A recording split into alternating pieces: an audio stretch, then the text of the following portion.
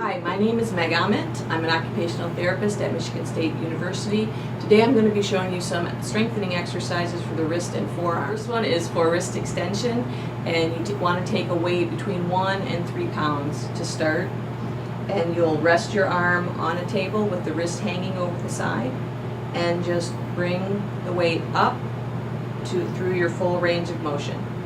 You want to take about 3 seconds to get the weight to the top of the range, and then lower it back down, controlling the weight in both directions.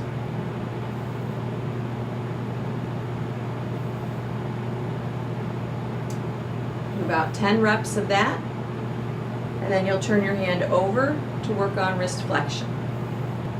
Rest the wrist over the table and pull the wrist up through the full range of motion. The next one you can do is radial deviation, and for that you'll rest your hand so that your thumb is facing up and just bring the wrist and the weight up. Next one is for forearm pronation and supination, and you can use a hammer if you don't have weights at home, or you can use the weight as well. You'll want to keep your elbow at your side at 90 degrees with the hammer facing up, and just turn your palm up and then down, controlling that motion in both directions. Make sure that elbow stays at your side. If you do 3 sets of 10 repetitions of each of these exercises, you should be stronger in no time.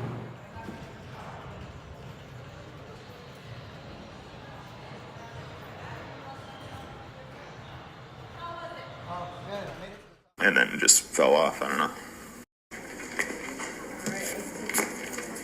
It looks to me just like your straightforward ankle sprain. Okay. In terms of like hiking and stuff, I mean, if I just like immobilize it and then still just hike, I mean, like you've got to normally. get yourself through the first few days. Yeah.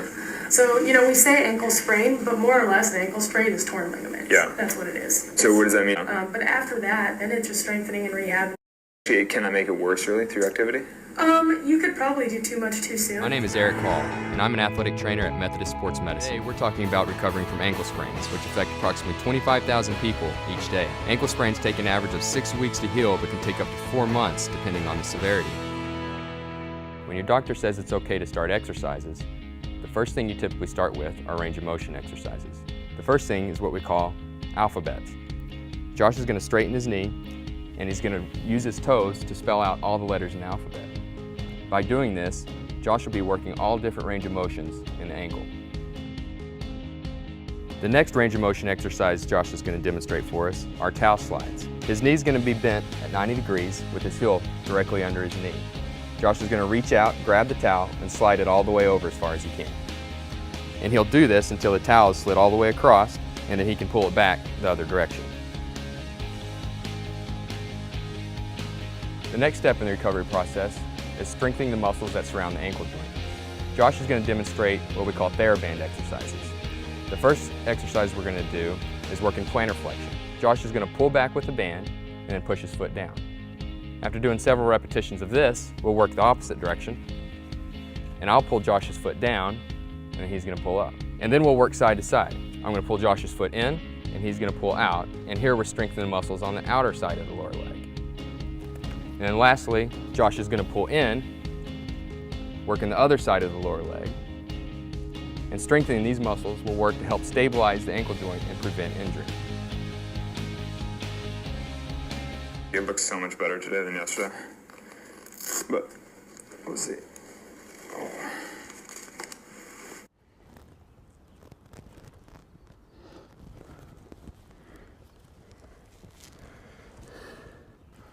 So that was El Capitan in California's Yosemite National Park.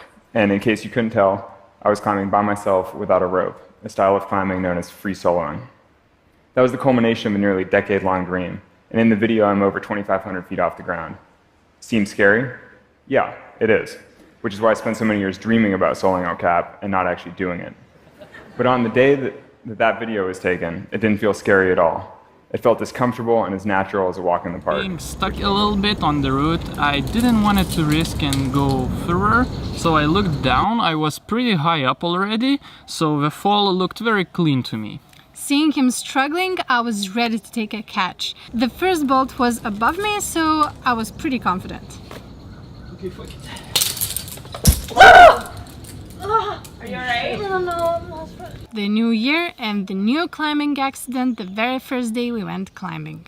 Are you alive? But not very happy though. During the impact I have sprained my back and or neck muscles, and after giving a little bit of rest it started to get hard to move my head. So we decided that it might be a good idea to go to the hospital and check if nothing is broken. Mama, žinokit, viskas iš tikrųjų yra geriau negu atrodo. So how was it? It was interesting indeed. Too bombastic, but it was worth it because now I feel a terrible pain, but at least I know that everything is okay. I have no friction in my spine. And then they did CT scan, which also showed that nothing is really bad. Yeah, I have a headache.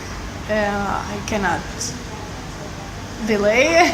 I cannot look up now.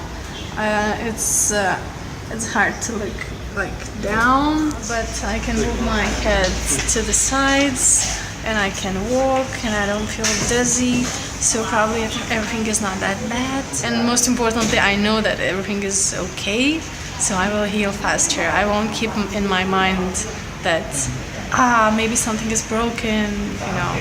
Now I know that I'm good, I just need to rest. But here we haven't considered few things. So we had only 4 quick draws between us, and that doesn't create much friction at all. We had a brand new rope, and since it was a very first real fall, it stretched a lot. Also, as it's very thin rope, only 9.2, and not fuzzy yet, it went through quick draws like a butter smooth. Here are a couple of things that might have helped. Ether lid on. This guy. And this is how the same fall looks like with it. Oh, nice. Now it was good.